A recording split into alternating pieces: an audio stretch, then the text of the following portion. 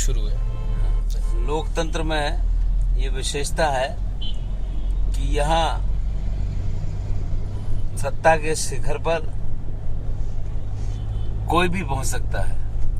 चाहे फिर वो कितना ही बड़ा से बड़ा परिवार का हो या फिर मेहनतकश व्यक्ति हो। दुनिया के बहुत से देशों में ऐसे उदाहरण हैं कि जो बिल्कुल समाज में निम्नतम स्तर के व्यक्ति थे और दुनिया के बड़े से बड़े देश के शासक प्रशासक बने, और नेतृत्व के करने के लिए जनता किसी को भी चुन सकती है। पर दुर्भाग्य है कि हमारे देश के अंदर परिवारवाद को बढ़ावा ज्यादा मिला और कुछ दल केवल इसी दिशा में सक्रिय रहकर काम कर रहे हैं, और उससे लग रहा है कि आज के समय में देश की राजनीति निरंतर दूषित होती जा रही है। भारतीय जनता पार्टी देश में आम आदमी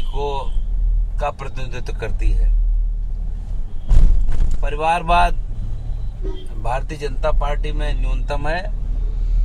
और छोटे से छोटा कार्यकर्ता भी यहाँ पर किसी भी पद पर पहुंच सकता है, जिसकी कोई भी पारिवारिक बैकग्राउंड अगर नहीं है। और जो लोग जीवन में संघर्ष करके आगे बढ़ते हैं, आज उसका प्रतिनिधित्व गुजरात के मुख्यमंत्री नरेंद्र मोदी कर रहे हैं। और नरेंद्र मोदी ने अपने कार्यों की वजह से और अपने विस्तृत सोच की वजह से देश में एक पहचान बना ली, और लोग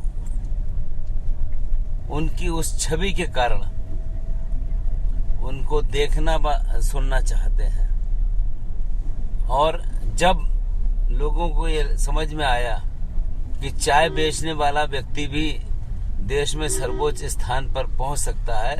तो वास्तव में देश के अंदर आम आदमी और खास तौर से पिछड़े वर्ग के व्यक्ति को ये लगा कि वास्तव में एक लोकतंत्र की सही परिभाषा ये है, और भारतीय जनता पार्टी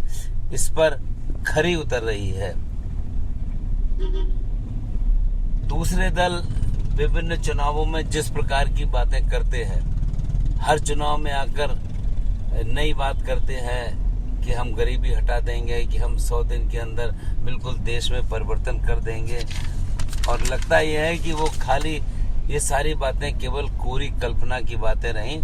जनता को इससे कोई फायदा नहीं हुआ, और जनता को महसूस ये हुआ कि हमको निरंतर बेवकूफ बनाने का काम राजनीतिक दल कर रहे हैं। और कई स्थानों पर तो ये समझ में आता है कि परिवारवाद का इतना मजाक बनाया जा रहा है कि जो व्यक्त करते हुए भी अच्छा नहीं लगता है कि मैं ना बनूं तो मेरी पत्नी बन जाए, या मेरा लड़का बन जाए, या मेरी लड़की बन जाए, चाहे उसकी क्षमता कुछ भी क्यों ना हो। ये ऐसी बहुत सारी बातें हैं आज देश के अंदर, खास तौर से युवा। देश में 65% नौजवान है दुनिया की, तो युवाओं के मन में ये विचार रहता है कि देश में ये सब क्यों चल रहा है। और इस समय युवाओं को लग रहा है कि देश का सही मानव में प्रतिनिधित्व नरेंद्र मोदी कर सकते हैं। और हमें लगता है कि नौजवान का ये सोच उचित और सही भी है, और इस विषय पर चर्चा हो, और चर्चा हर रूप में हो। नरेंद्र मोदी के संदर्भ में चर्चा करने के लिए उनके जीवन के हर स्तर के ऊपर हमको जाना पड़ेगा और उसकी जानकारी करनी पड़ेगी। इसलिए प्रारंभिक चाय बेचने वाले से लेकर राष्ट्रीय स्वयंसेवक संघ के कार्यकर्ता, और उसके बाद भारतीय जनता पार्टी के कार्यकर्ता, और उसके पश्चात एक प्रदेश के मुख्यमंत्री के रूप में जो कुछ उन्होंने किया, वो अपने आप में एक आम आदमी के लिए, आम नौजवान के लिए सोचने की दिशा देने का काम करता है। और आज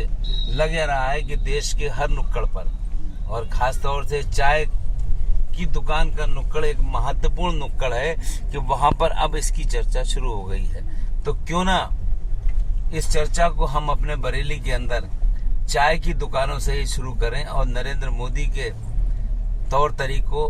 राजनीतिक क्षमता और सोच के ऊपर इन स्थानों पर हम बैठकर चर्चा करें।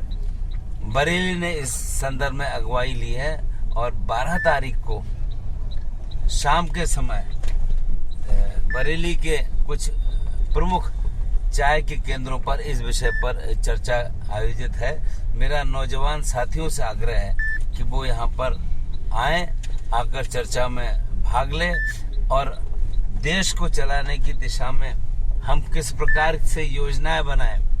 किस प्रकार से ये तय करें कि देश का भविष्य क्या है और देश का नौजवान क्या चाहता है, देश को दिशा देने के लिए हम कौन कौन से कदम उठाएं। इस चर्चा की शुरुआत हम चाय के स्टॉलों से अगर हम करते हैं तो हमें लगता है कि दिशा मिलेगी। मेरा सभी साथियों से आग्रह है कि बरेली से संबंधित पार्टी कार्यालय संबंधित स्थानों पर हम